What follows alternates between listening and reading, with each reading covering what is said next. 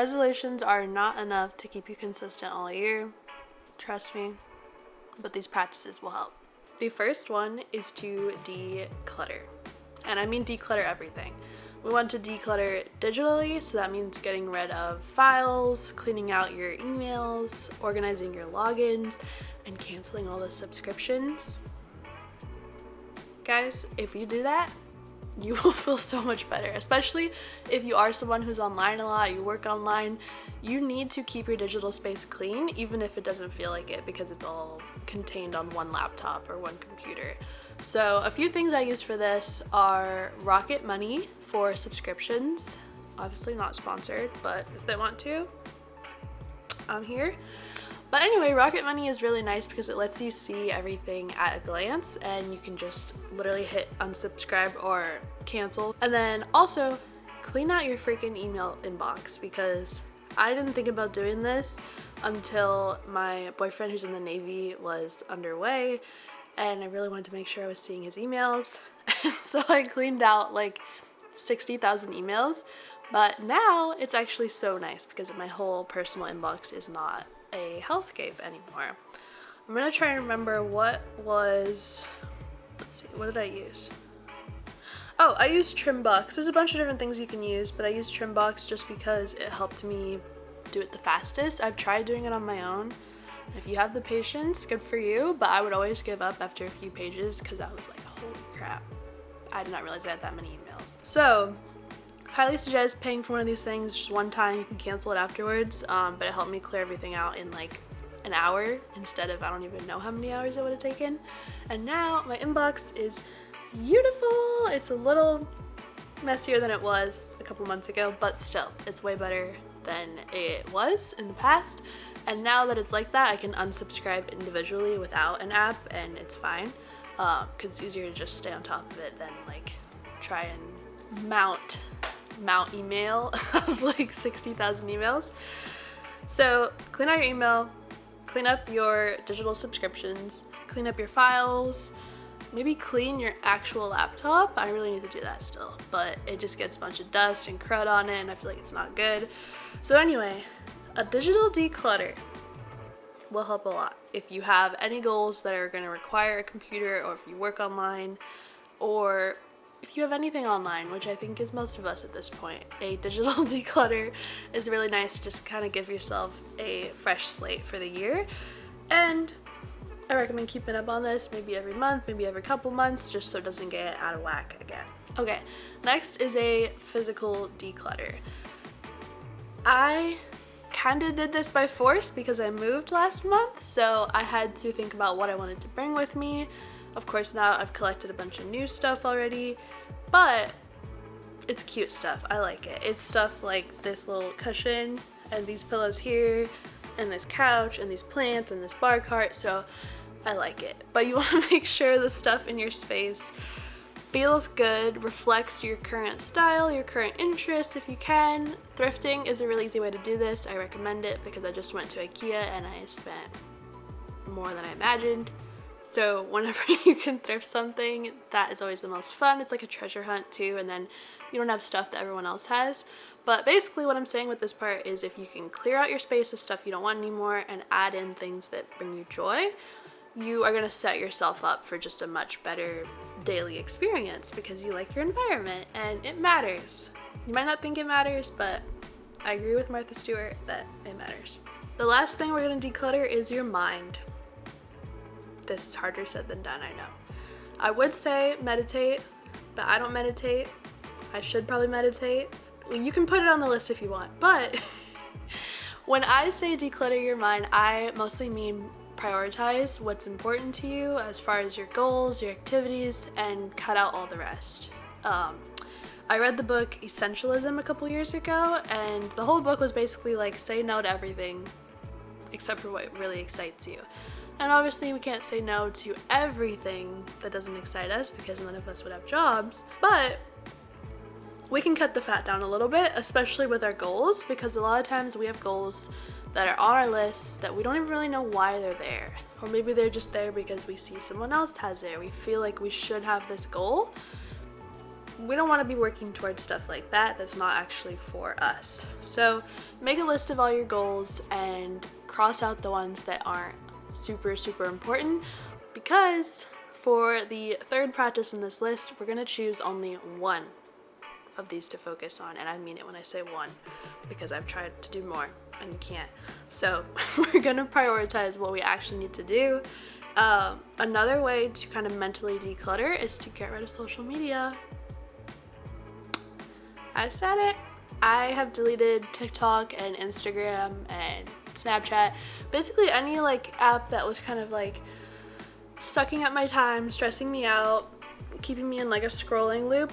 I deleted it in the end of November, start of December, and I haven't looked back, which is crazy because I've done that so many other times in the past and I've always like caved and gotten it again, and I've tried all the methods to stay off your phone. I've put it in black and white and tried the brick and put it in a box and put it, like, I can't even tell you guys the lengths that I've gone to because I don't like the idea of spending all that time on my phone, right? Like if you spend 5 hours a day, what is that? 5 hours a day times 365, that's 18, is it focusing? You guys see this? That is 1,800 hours, which is 76 days. 76 days on your phone. That's disgusting. And that's also probably why we're not getting our resolutions done. So, mentally declutter, I highly recommend prioritizing your goals, maybe meditating if you can, and also deleting social media that's at least the scrolling kind. I have kept Facebook because it's like a little happy bubble for me. It just depends on your feed, but I've kind of trained my Facebook to only show me like the groups I'm in, and I belong to a group called Between the Ears, which is just people posting pictures on their horses of their views. A Dole women's group, which is like, I don't think I'm Dole. I don't think any of the ladies in there are dull, but it's sweet. It's like a very humble group of just like real life, like, oh, I found a banana with 3 spots on it, guys, check it out. Or my husband is cheating on me. I mean, there's a huge spectrum on that group, so that keeps me entertained a lot of times. Facebook is a very wholesome place for me, and I spend like 20 minutes on there a day, and I feel like I'm like, okay, I got my social media fix. So if you have an app like that, no reason to ditch that. But yeah, TikTok and Instagram, I noticed, were just making me just stressed and like agitated and like killing my attention span. So I was just like, I'm done. I'm getting rid of that. So, okay. The second practice to incorporate for a better new year is a life admin list. Doesn't that sound exciting? I know, it's not it's not that exciting, but it's important because shit piles up. This list is where you're gonna keep stuff like follow up with the dentist on your insurance claim. I'm doing that right now and they're avoiding me. Take your dog to the groomers. Put the title of your car in your car, because for some reason when I get stuff like that, it doesn't go in my car for like a month. So things like that aren't necessarily fun. Appointments, to-dos, stuff that keeps getting pushed off, put it on a list in one place. I just keep mine on my phone. It's literally just this. It has like make a budget, return Amazon things, follow up with the dentist, get plants. If there's like things I've been meaning to buy, I'll put that on here too. Order new supplements, go to the post office, whatever. It's a life admin list. You should have one because this will keep you from getting behind, which inevitably always happens. So, step 1 is to actually make the list. It can be wherever you want. I just keep mine in my notes because it's easiest. I also love Notion, but sometimes I forget to look at that for that kind of thing. So it could literally just be a physical list on a whiteboard, whatever. Just make sure you're checking in on it like once a week, or maybe decide, you know, every Friday morning I'm gonna take care of some of these things, or every Saturday, just so you can keep up with a cadence and not find yourself in a crazy, overwhelmed rut at some point this year. Okay, third practice is to make a challenge for yourself instead of a resolution, or even a goal. This works better because it's basically a built-in SMART goal. If you don't know what SMART goals are, probably do if you've watched any YouTube video on productivity. But the S is for specific, the M is for measurable, the A is for attainable, the R is for reasonable, I think, and the T is for timely. So basically, you just want to know what the heck my actual goal is and get really specific with it. So when you do a challenge, this works for me because I'm competitive, and even though I'm not competing against anyone but myself, it just feels more exciting to kind of have an end date too, because I hate when I'm just like, all right, now every day I'm going to start running forever, and my brain can't handle that. Then I won't even start because I'm like, what? Forever? Are you kidding?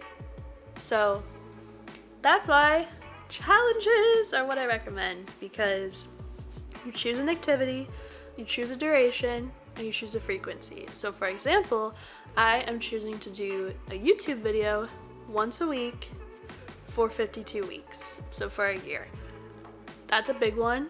Honestly, I recommend breaking it down into a shorter duration if applicable. I just wanted to do that because I've been wanting to do YouTube for forever, and I'm like, you know what? I probably need 52 videos to actually get good at it and experiment and like see what's fun or if I even like it. So that's why I set that big duration for mine. But most of the time I honestly recommend doing like a 12-week duration based on the 12-week year. Another book I highly recommend. But that is generally just easier because we can't really comprehend a whole year because that's a long time. And it's a lot easier to just be like, okay, I'm gonna stick to this for 3 months and see what happens. Maybe that's go running every day for a month, or meal prep every Sunday for 3 months, or start knitting one small project a week for 3 months or whatever. Anything like that that's output based, so you're in control of it. You know, you're applying to this many jobs a week, you're making this many videos a week or whatever. You can control that, and then at the end, even if nothing really happened, you at least learned something about yourself, got better at a skill, just proved to yourself that you can stick to something, which is like the core of self-worth. You'll be better off. That's why I recommend a challenge over a resolution. The other reason is resolutions are normally not the most specific. They don't have a set duration they're stuck in. They don't have a frequency. Sometimes they don't even have a specific goal. You think you do, like it's like get healthier or whatever, start working out.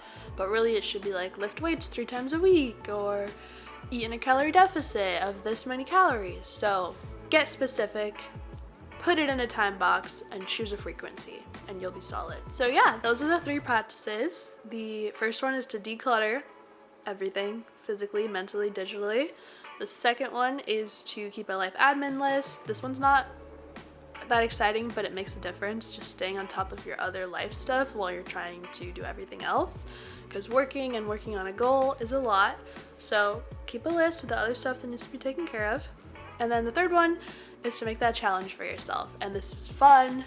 This should not feel intimidating or overwhelming or hopeless like a resolution. One thing I forgot to add is if you can get a buddy to do it with you, they don't even have to be doing the same challenge. Just having that kind of like weekly check-in with them will make it a lot more fun and probably easier to stay accountable. But regardless, if you have a challenge, you're better off than just a resolution. Let me know if you have any other practices that work for you. I'm always looking for more. Let me know if you meditate, I need to start doing that. Anything like that that can help us all reach our goals for the new year. But nonetheless, I hope you have a very happy new year. I am wishing you good health, good luck, money, love, whatever you want. I'm wishing it for you. I know this year is going to be great, and I believe in you. Okay, bye. See you next time.